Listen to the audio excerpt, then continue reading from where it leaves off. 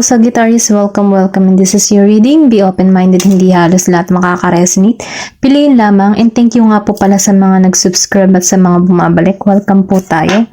And start na tayo kung ano yung mensahe para sa'yo, okay?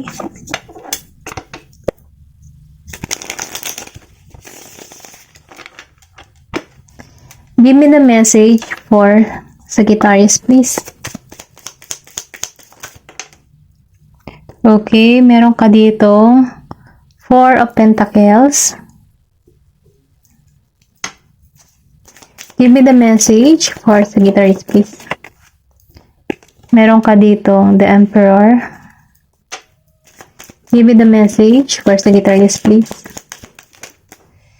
Meron ka dito 8 of Cups, then the Hangman.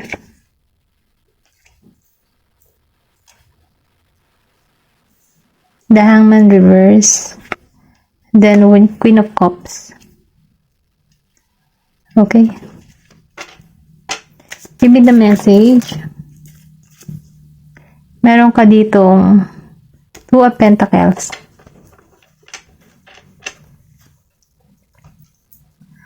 Nakikita ko dito, no? Nakapokus ka ngayon sa pagbabudget, okay? Kumbaga, ito yung iniisip mo ngayon. Meron ditong pinanganak ng 4, okay? December 4. Nakikita ko dito na malalim ka nag-iisip, no? Kumbaga, iniisip or binabalanse mo yung sitwasyon na meron ka. Then, kasi lumabas tong si 4 of Pentacles, then si 2 of Pentacles. Kumbaga, humahanap ka ng paraan para mabalanse yung sitwasyon mo. Then, nakikitaan ko rin dito na meron ka ditong mga pinagdaanan din na before na ups and down. Kumbaga, nahirapan ka din sa sitwasyon. Pero kahit ganun pa man, nalampasan mo yung mga sitwasyon na kinaharap mo. Then, nakikitaan ko rin dito kasi na willing ka ng pagbabago, or kumbaga binabago mo na yung sarili mo. Kumbaga nakatuon ka sa financial mo, makaipon, Doon ka kasi nakapokus sa pag-iipon. Then nakikitaan ko rin kasi dito na gusto mo magkaroon ng secure, or sabihin natin na stable sa financial, kasi hindi natin masasabi, kumbaga nag-iisip ka na sa future mo kasi mas mainam may ipon, ganon yung nafe-feel ko dito sa energy na to. Kumbaga pinag-iisipan mo na yung sitwasyon mo, iniintindi mo na yung future mo, kasi may binaedad na rin, kumbaga dun ka nakapokus sa stability mo.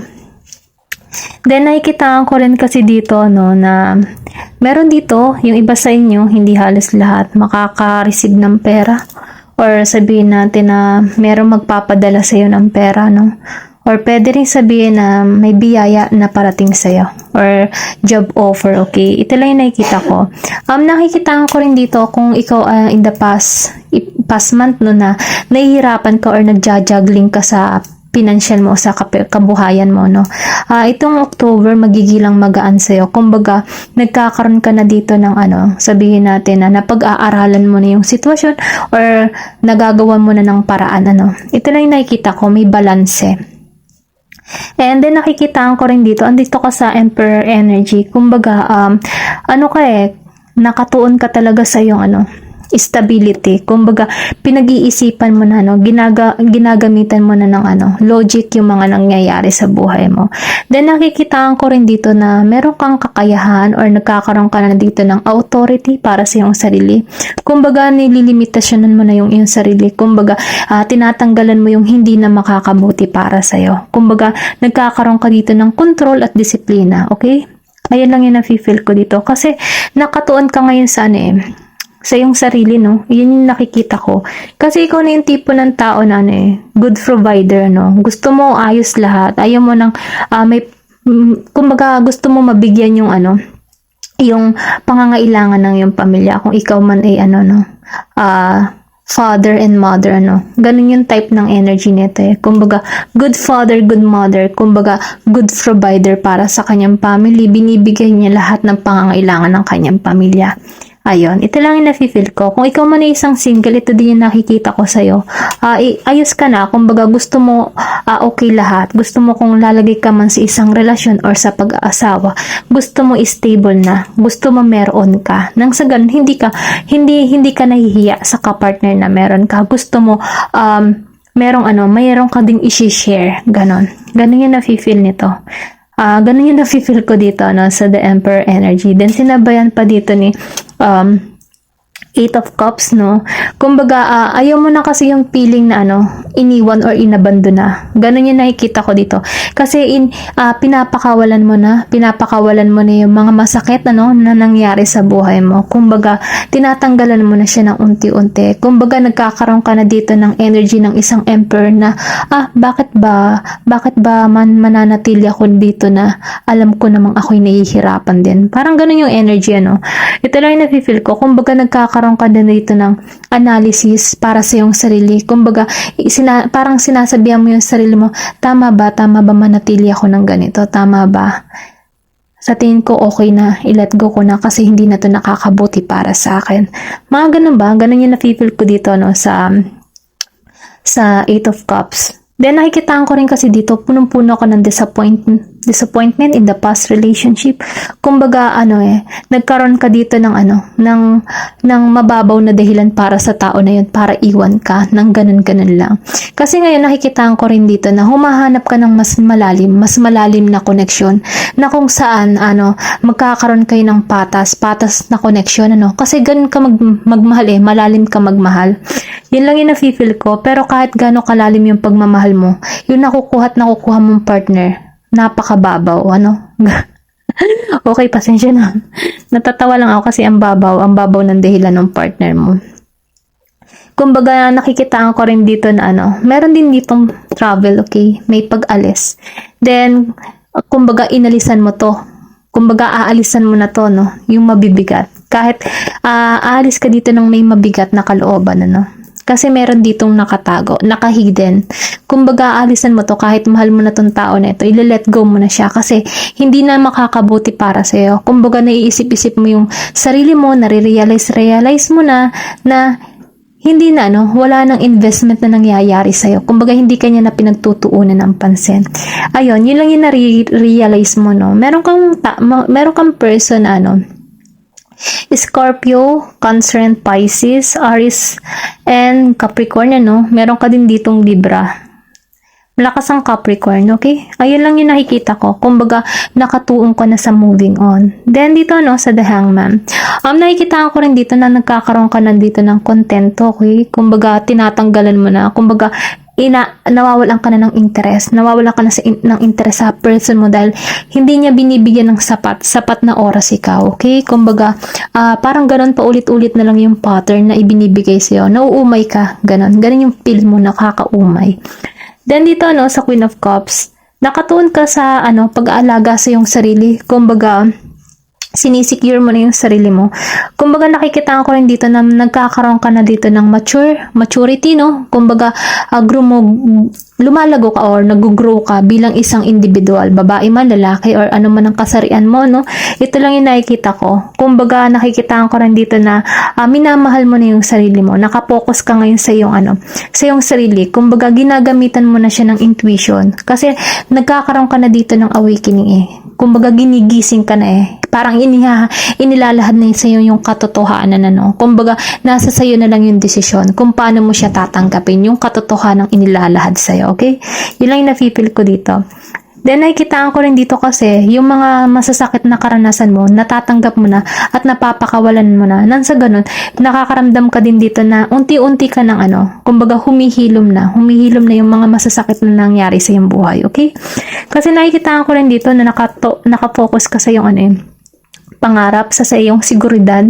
Then, nakikitaan ko rin dito na nangangarap ka muli para sa iyong sarili. Kumbaga, andun yung nagiging ka ng mabuti, mabait para sa iyong sarili kasi dun mo na tutunan na alagaan muli yung sarili mo. Ito na yung nakikita ko.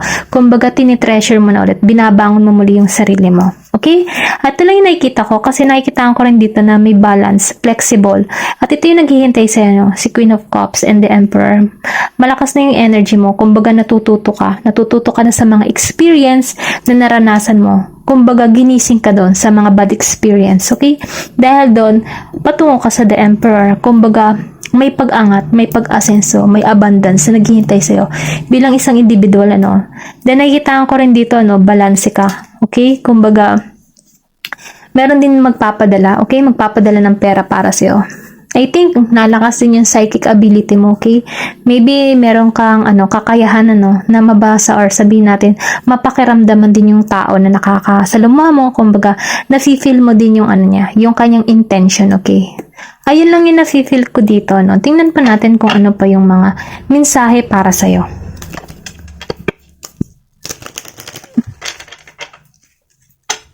Give me the message. Okay, meron. Ito. Meron ka dito, Brother of the Rose. Okay? Sinasabi dito, no? Once na, ito yung sinabi ko kanina, di ba? Nakatuon kasi yung sarili, sa yung stability, sa yung paglago. Kasi nagbubloom ka dito eh. Gumaganda ka, umaayos ka. Kumbaga nagkakaroon ka dito ng kaliwanagan. Dahil doon ano, nakikitaan ko rin dito, may ma-attract ka ditong tao, okay? Mayroon ka ditong ano, naka-destiny sa'yo. Yun lang yung nafe-feel ko dito, no? Na itong taong ito ay may sacred masculine, sa sacred masculine ay yung relihiyoso, bukas yung spiritual niya. Kumbaga, malakas na rin yung pakaramdam ng tao nito. Then, nakikitaan ko rin dito na ano, madasalin, ano? Madasalin yung person na patungo sa'yo. Ito yung, kung makikita mo kasi yung babae dito, parang buntis siya, okay? I think meron ditong ano, magbubuntis, okay? Sa tao or sa person niya na may ganto, may pagka-sacred masculine yung tipo na ano, madasalin, yung, kasi lumabas dito si the Emperor eh. So, ibig sabihin, magkakaroon ka ng gantong person. Yung magiging sentro niya si God. Ayun, kasi nakikita ko rin dito na, poprotektahan ka nito, okay? Kung makikita mo kasi dito sa babae, meron ditong ano, parang bang naka-cover siya ng, ito, makikita nyo dito, parang aura. May aura siyang pink aura. Kumbaga, malinis yung hangarin. And then, nakikita ko rin dito na peaceful. Magiging kalmado dito. Then, nakikita ko rin dito na may maisisilang. Ganon, may magbubuntis. Yun ay na-feel ko. At ito yung magiging ama ng magiging anak mo. Okay? May destiny ka dito. Okay? Kumbaga, meron ditong support. So, supportahan ka ng tao nito. Or kung ikaw man ay nakaranas ng masasakit na pangyayari, ano?